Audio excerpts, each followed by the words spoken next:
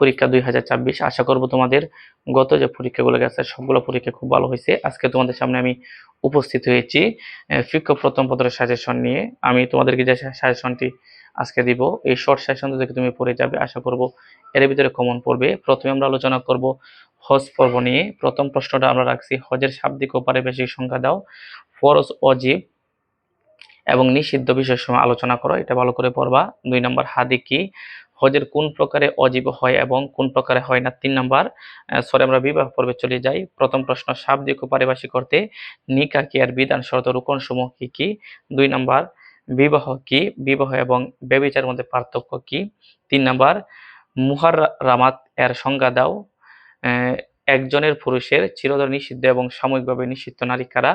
এরপর আমরা যাই শিকার পর্বে। প্রথম প্রশ্ন, শিকারের শাব্দিক ও পারিভাষিক সংজ্ঞা দাও। শিকার কি? কুকুরের সাথে সুনির্দিষ্ট নাকি নয়। এরপর আমরা জবাই পর্বে যাই। জবাই পর্বের মধ্যে আমরা একটা প্রশ্ন রাখলাম, জবাইয়ের শাব্দিক ও পারিভাষিক সংজ্ঞা দাও। এরপর আমরা কুরবানি পর্বে, একদম শেষ পর্বে, আজকের এই শাসনের শেষ পর্বে চলে আসছি। আমরা একটা প্রশ্ন রাখলাম, শাব্দিক ও পারিভাষিক অর্থে কুরবানি কি? অন্ধকুরা ও পাগল পশু দ্বারা কি কুরবানি হবে কিনা, এই প্রশ্নটা আলোচনা করার জন্য।